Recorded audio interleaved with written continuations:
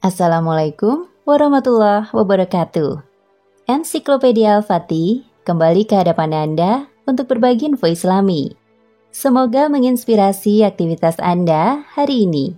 Dan jangan lupa klik tombol subscribe dan aktifkan notifikasi tombol lonceng agar tidak tertinggal berita terbaru dari Ensiklopedia Al-Fatih.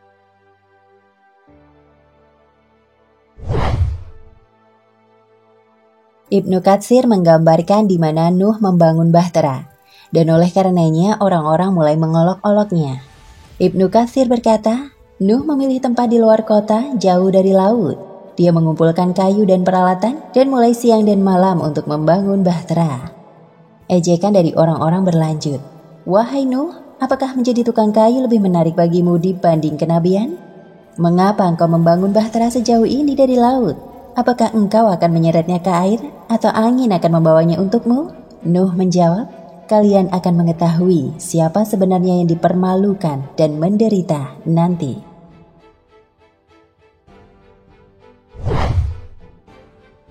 Sejarawan Islam klasik Ibnu Ishaq mengatakan, berdasarkan petunjuk Allah Subhanahu wa Ta'ala, Nuh mulai menebang kayu dan menempa besi dan menyiapkan bahan-bahan untuk pembuatan bahtera, seperti paku dan material lainnya yang hanya diketahui olehnya.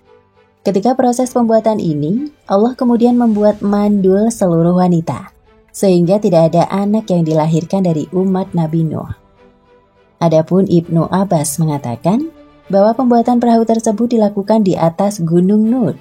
Perihal di mana Gunung Nut itu berada, sejarawan Islam Al-Masudi dalam karyanya Muruj ad-Dahab mengatakan Gunung Nut berada di Sri Lanka pada hari ini. Tempat di mana dalam banyak riwayat dikisahkan bahwa Nabi Adam pertama kalinya diturunkan ke bumi dari surga. Demikianlah Nabi Nuh membuat bahtera sebagaimana diperintahkan oleh Allah Subhanahu wa Ta'ala. Setelah bahtera itu selesai dibuat, ada banyak riwayat dengan versinya masing-masing yang menggambarkan seberapa besar bahtera tersebut. Qatadah bin An-Nu'man berkata, telah disebutkan kepada kami bahwa bahtera itu panjangnya 300 hasta dan lebarnya 50 hasta dan tingginya di langit adalah 30 hasta. Pintu masuknya ada pada sisi yang lebar.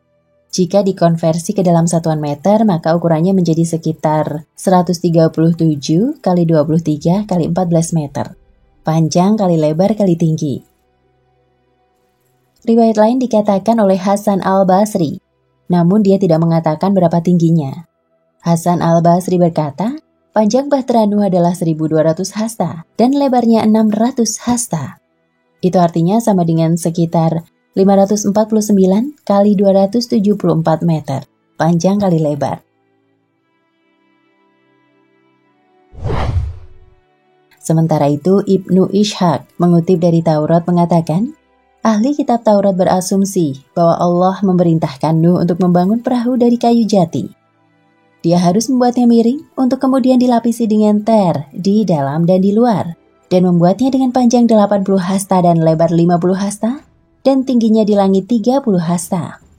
Allah memerintahkannya untuk membangunnya dengan 3 lantai, bagian bawah dan atas, dan untuk membuat jendela padanya. Nuh melakukan apa yang diperintahkan oleh Allah, akhirnya dia menyelesaikannya. Jika dikonversi ke dalam ukuran meter, maka itu menjadi 37 kali 23 kali 14 meter. Panjang kali lebar kali tinggi.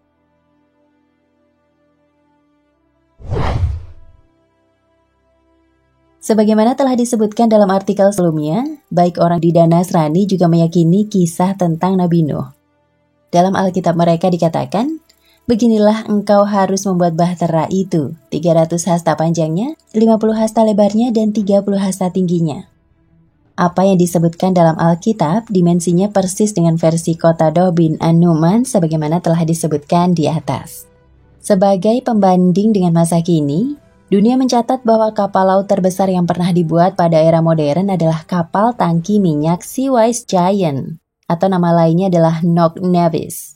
Kapal ini dibuat di Jepang oleh Sumitomo Heavy Industries Ltd dan pertama kali diluncurkan pada tahun 1981. Kapal ini memiliki panjang 458,45 meter dan lebar 68,8 meter. Beban terberat yang dapat ditanggungnya adalah 646.642 ton. Sementara itu, kapasitas tangki minyaknya mencapai 4.240.865 barel. Dialog Nabi Isa dengan Ham. Masih terkait dengan penggambaran Bahtera Nuh, Ibnu Abbas menggambarkannya dalam sebuah riwayat yang cukup panjang. Berikut ini adalah riwayatnya. Para murid berkata kepada Isa bin Maryam, "Apakah engkau mau mempertemukan kami dengan orang yang menyaksikan Bahtera Nuh dan dapat memberitahu kami tentang hal itu?" Di sana ia mengambil segenggam tanah di telapak tangannya dan bertanya, "Apakah kalian tahu apa ini?" Mereka menjawab, "Allah dan Nabi-Nya lebih tahu." Isa berkata, "Ini adalah kuburan putra Nuh, Ham." Dia memukul bukit itu dengan tongkatnya dan berkata, "Bangkitlah dengan izin Allah." Dan bangkitlah Ham dengan rambut abu-abu, menggoncang-goncangkan kotoran tanah di kepalanya. Isa bertanya kepadanya, apakah dia mati dalam keadaan seperti itu dengan rambut beruban? Ham menjawab, "Tidak. Ketika aku mati, aku adalah seorang pemuda. Tetapi aku pikir waktunya telah tiba dan rambutku menjadi abu-abu." Isa berkata, "Ceritakanlah tentang Bahtera Nuh." Dia berkata, panjangnya 1.200 hasta dan lebarnya 600 hasta. Ada 3 lantai, satu untuk hewan peliharaan dan liar, satu lagi untuk manusia, dan yang ketiga untuk burung. Ketika kotoran hewan menjadi berlebihan, Allah mengilhami Nuh untuk menggelitik ekor gajah. Dia melakukannya dan seekor babi jantan dan betina keluar dan menyerang atau memakan kotoran itu. Ketika tikus itu masuk ke dalam lapisan dari papan bahtera dan menggerogotinya, Allah mengilhami Nuh untuk memukul singa di antara kedua matanya dan seekor kucing jantan dan betina keluar dari hidungnya untuk menyerang tikus itu. Isa bertanya kepada Ham, bagaimana Nuh mengetahui bahwa semua tempat-tempat itu tenggelam dan kemudian tidak lagi?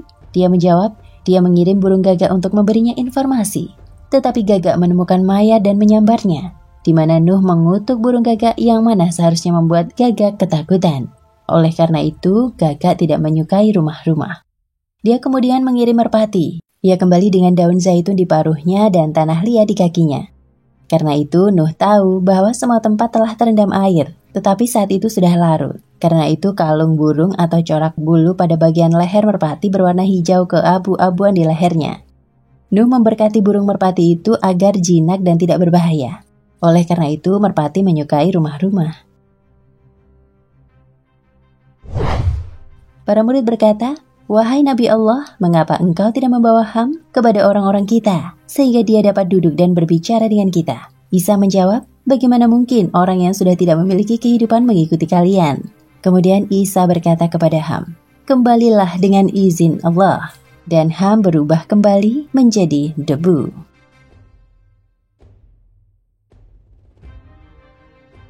Nah, pemirsa Ensiklopedia Al-Fatih, sampai di sini perjumpaan kita kali ini. Semoga menginspirasi.